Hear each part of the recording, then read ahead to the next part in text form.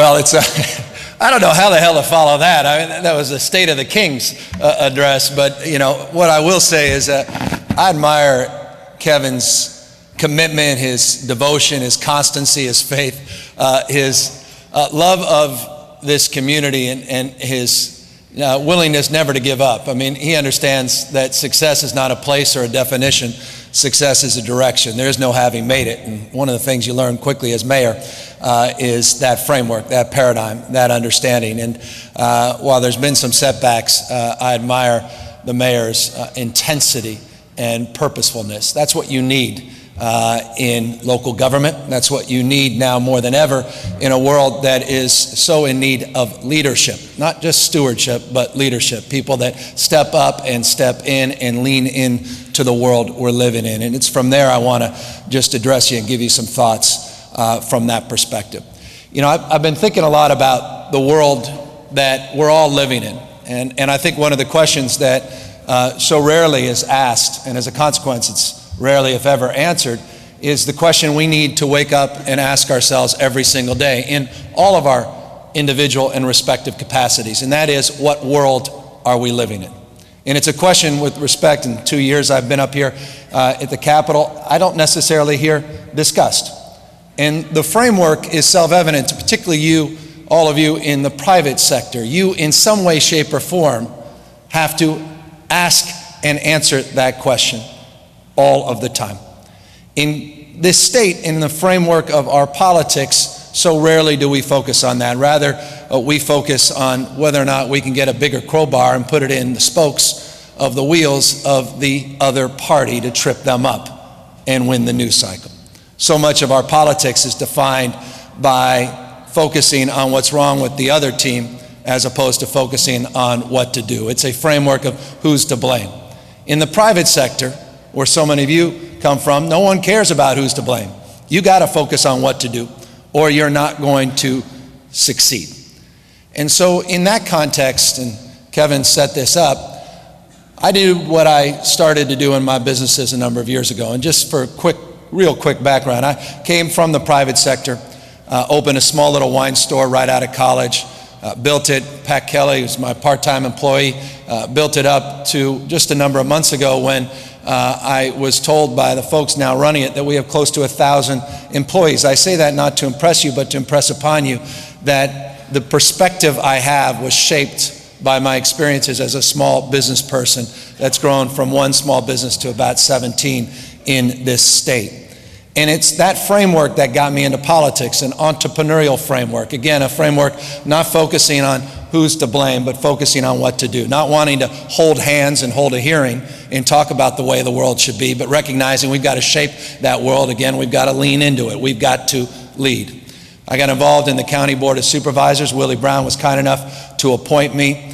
And then as a consequence of a vacancy, worked my way through 2 cycles there, and then ran against 26 folks and got lucky and run off in a mayor's race. And at 35, a reasonably young man, had the opportunity of a lifetime to represent a wacky and wonderful place that I call home, San Francisco, and tried to adopt similar strategies that I had tried to advance as a small business person and advance as it relates to my belief system as a county supervisor. Now, as Lieutenant Governor, I am formed by that experience, and the issue of jobs in the economy, as Kevin said, are not just self-evident to all of you, but again have been the cause of my life, and that's really the point I want to make. I didn't just wake up one day and realize that, well, we've got a recession, we got to focus on the issue of jobs in the economy, and wake up and have a focus group to say this is something I need to be focused on and everyone needs to be focused on. In an effort to try to reconcile our challenges in this state, I was rather perplexed, but not necessarily surprised, that there wasn't a strong economic development frame for the state of California. In fact, there wasn't an economic development plan, period, in the state of California. That for all the good intentions and the leadership in the past, for all of the effort, we hadn't necessarily created a cohesive narrative to reconcile, again, the world that we're living in. Again, doesn't surprise any one of you. So in an effort to solve that, an effort to reconcile that, I did what I did as a small business person, and I imagine you all do all the time. And that is, I realize that we may not have all the answers, but the answers are out there. And one of the things that you must do in business that I've long done, and that is I started casing other people's joints.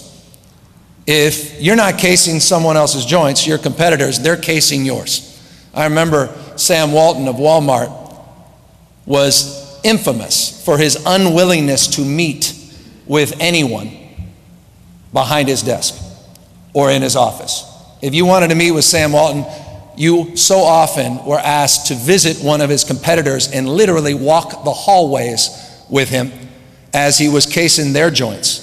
In fact, he had established a framework at Walmart called Eyes of the Enemy that was organized in a way to constantly focus on the success of his competitors and begin to adopt strategies and orient solutions in ways that were unique to the culture of Walmart. And that's a strategy as a small business person I adopted. And I think it's one of the reasons we went from a part-time employee to hundreds of employees in this state.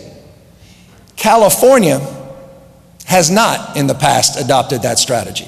In fact, you know too well the opposite is the case. You read about, as I read about, folks like Rick Perry coming here on hunting trips to California, not hunting big game, but coming after your jobs.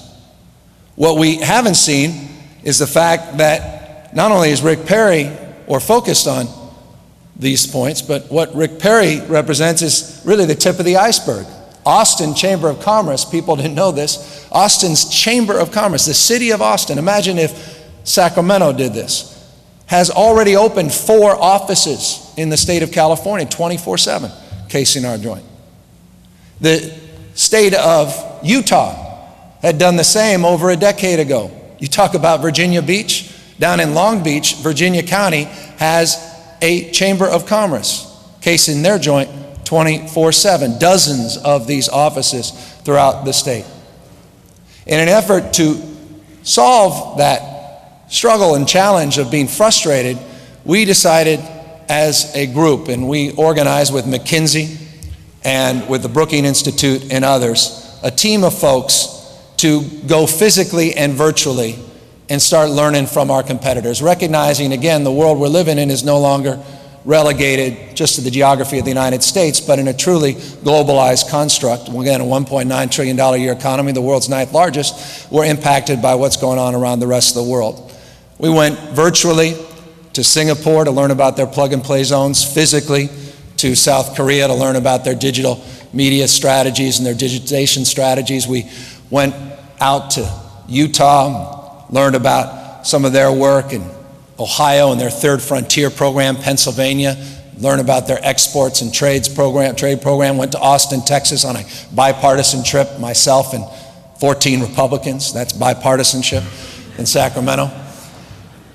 And we put together a framework and a strategy, a plan of sorts. And the framework and the predicate of this plan, and it connects to this breakfast this morning, is this, that, and you know this, that California is not one economy. We're the sum total of local economies. And the framework of the plan was to celebrate regions. We call it Regions Rising Together. And it occurred to me as I traveled not only around the country and virtually around the rest of the world, but throughout the state, that remarkable things were happening. In fact, we notably stole a lot of the ideas that the partnership was generating and the regional work that was being done in the 6 counties around Sacramento. And I realized this, that if you don't like the way the world is when you're standing up, stand on your head, go local. Remarkable things are happening in local government. And it extends a truism in life that success leaves clues. Success in any endeavor, individual success as it relates to business, leaves clues. And again, the purpose of casing other people's joints is to learn from other people's success, learn from their failures, adopt strategies that are unique to the environments around us and the culture and values that we believe in and advance. Each region, we define California in 14 regions, unique and distinctive from another. Let me now back up and I'll connect a few dots and conclude. 2005, For the first time in human history, more people on the planet were living in urban centers than suburban and rural areas combined. It marked the first time in human history more people on the planet were urbanized. Today, it's estimated that anywhere from 150 to 180,000 people will become urbanized every day. 700 million people in the next decade we anticipate being urbanized. We'll go from 50 to roughly 60% of the world's population being urbanized in the next decade or so. It's cities now competing against cities, less states competing with states, nations competing with nations. It's cities, it's metros, regions competing against cities, regions, and metros, not only across this state, across this country, but around the world. Urbanization defines one of the most significant trends of our lifetime. And it's cities that will determine the fate and future of the state of California in many respects. 470 or so cities in 58 counties in California. So my bias, perhaps it's the bias of that local city council person, myself, had that opportunity at a county level as a supervisor, the bias of a city administrator or city mayor that I bring into this role as lieutenant governor. And that's why I admire folks like Kevin for stepping up and stepping in this capacity in local government in a very meaningful way in the work that you're doing. Second trend, connecting dots and concluding. And that is perhaps the most significant trend that I couldn't have imagined 10 years ago. And that is this merger from IT and globalization, this merger that has defined a world that's no longer connected, as Tom Friedman infamously said in his book, The World is Flat, to a world that's now hyper-connected. Just think about this. Tom Friedman, we had him when we had a regional economic development conference in Silicon Valley a few months ago. He was our keynote. It was a Q&A. And we started with the question, what world are we living in? And he answered it this way. And I think he answered in a way that sums up my sentiment and I think succinctly explains the world that we're living in brilliantly. He said in 2005, my New York Times bestseller, The World is Flat, was out there. 2005, not 1995. 2005. He said, in my new book, That Used to Be Us, by the way, which has a damning chapter of California, his new book, That Used to Be Us. He says, I went back for inspiration in my old book when I coined the phrase, the world is flat. It's a connected world, 2005. I looked under the index under FFA, FAC, Facebook wasn't even in there, 2005. He said Twitter in 2005 was a sound. The cloud was in the sky. LinkedIn was a prison. 4G was a parking space. Apps were things you filled out to get into Sacramento State.